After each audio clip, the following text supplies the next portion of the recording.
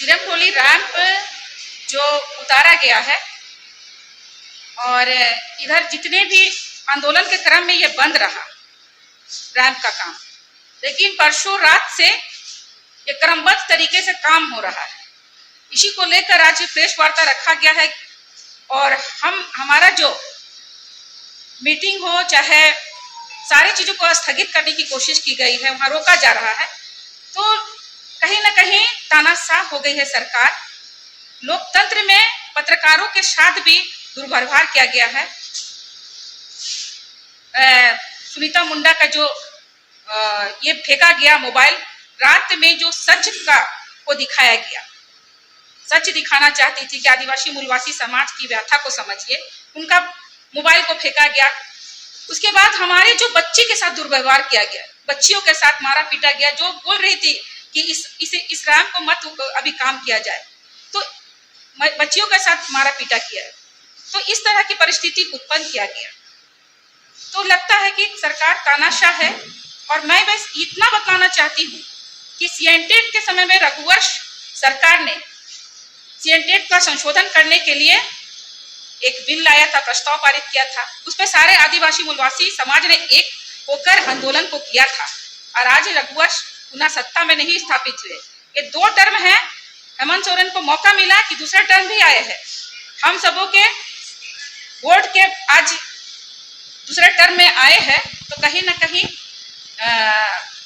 आज उन्हें समझना होगा कि अगर आदिवासी मूलवासी समाज उनसे नाराज हो गए तो आने वाले समय में इस तरह की वो सत्ता पे अभी नहीं आएंगे। कौन आएगा ये हम नहीं जानते हैं, लेकिन इतना है कि हमारे धार्मिक स्थल, हमारी धरोहर, हमारी आस्था के साथ खिलवाड़ किए हैं हेमंत सोरेन ने, तो उनका भुगतान उनको करना पड़ेगा। और इसी क्रम में कल पूरे राज्य स्तरीय पुतला दहन कार्यक्रम है और उस पुतला दहन कार्यक्रम में सारे जिले में मुख्यमंत्री का पुतला दहन होगा और हम लोग मुख्यमंत्री की आवास का घेराव भी करेंगे, लेकिन अभी तक हम लोग एक डेट निश्चित करेंगे, अभी तक डेट निश्चित नहीं हुआ।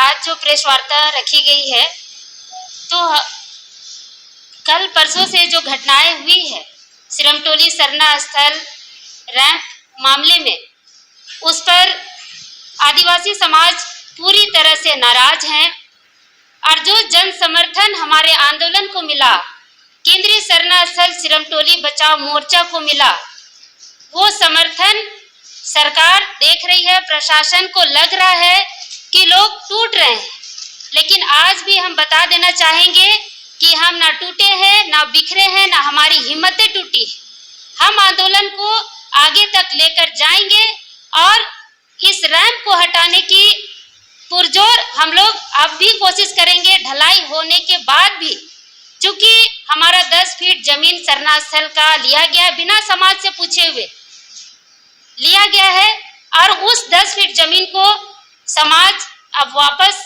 लेने का प्रयास करेगी। और इसी संदर्भ में जो विधायकों का घेराव करने का, उनसे सवाल जवाब करने का जो हम लोग रणनीति बनाए थे विधायक राजेश कच्छप जी का, तो उसको स्थगित किया जाता है।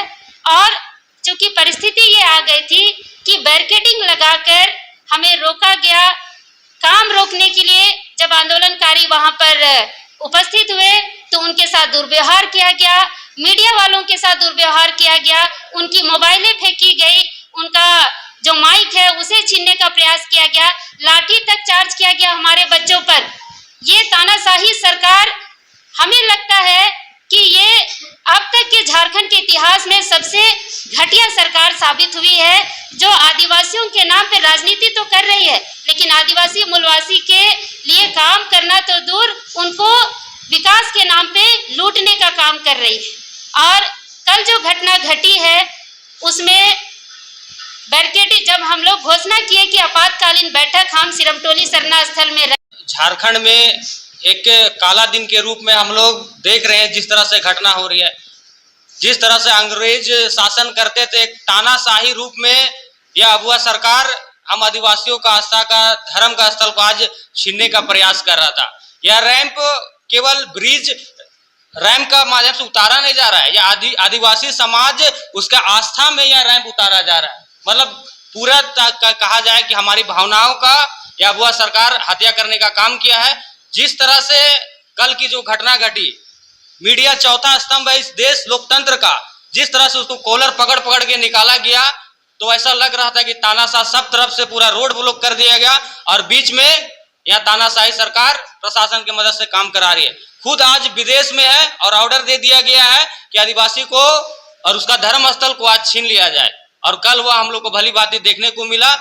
और जो हमारा धार्मिक स्थल है, सरना स्थल है, वहां पे पूजा स्थल है, आप वहां पे आर्म्स लेके वहां पे आप मौजूद हो रहे, ये हमारी एक भावना के साथ ठेस पहुंचा है। एडीएम साहब का जिस तरह से वहां पे रवैया रहा था, वह लग रहा था बहुत ही तानाशाही टाइप में, लोगों को भड़काने का प्रयास किए, वहां का माहौल को खराब करने का प्रयास किए। समाज निश्चित रूप से आने वाला समय में उन पे कड़ी से कड़ी कार्रवाई करेगी।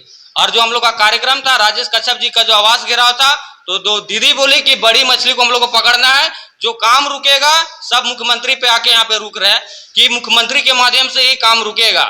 तो हम लोग मुख्यमंत्री का आवास घेरने का काम करेंगे और कल भारी से भारी संख्या में जयपाल सिंह मुंडा स्टेडियम में लोग जमा होंगे और 4 बजे अल्बर्ट एक्का चौक पे भारी संख्या में अपनी मांगों को लेकर इस आंदोलन के माध्यम से उनका हम लोग पुतला दहन करने का कल काम करेंगे। कल जिस तरीका से हमें तो लगता है आप लोग पहुंच नहीं पाए थे, आप लोगों को बाहर भेज दिया गया था, जो पहुंचे थे उन्हें कॉलर पकड़ के निकाल दिया गया। कल एक जालियांवाला बाग हत्याकांड का एक दृश्य टाइप से दिख रहा था, वहां लोगों को जबरदस्ती उकसाया जा रहा था। हमें तो लगता है कहीं अगर हमारे समाज के लोग अगर उग्र हो जाते तो कहीं ना कहीं वो लाठी चार्ज कर देते और हमारे जो आंदोलन को है कमजोर करने का प्रयास कर रहे थे। तो कहीं ना कहीं वे हमारे अधिकार का भी हनन किया जा रहा है और ये सरकार के द्वारा तानाशाही किया जा रहा है। ये सरकार मैया सम्मान की बात करती है, क्या 2500 देने मात्र से मैया का सम्मान हो जाएगा? जिस तरह से हमारे पत्रकार दीदी का जो माइक छीना गया, उनका कैमरा फेंका गया, तो क्या इससे मैया सम्मान होगा कि मैया को कहीं पत्रकार में भी आगे बढ़ाया जाए, किसी अन्य फील्ड में बढ़ाया जाए, इससे सम्मान होगा? मैं पूछना चाहता हूं जो दर्शक देख रहे हैं, क्या 2500 देने मात्र से मैया का सम्मान हो जाएगा? क्या मैया को पत्रकारिता में आगे नहीं आना चाहिए? क्या मैया को किसी ऊंचे पोस्ट पे नहीं जाना चाहिए? क्या मैया को आंदोलन नहीं करना चाहिए? तो सवाल है ये हमारे समाज के लोगों से कि क्या मैया को इसी तरह से सम्मान दिया जाना चाहिए? तो हम सरकार के खिलाफ हम लोग आंदोलन करेंगे और जारी रहेगा, और कल हम लोग पुतला दहन का कार्य करेंगे।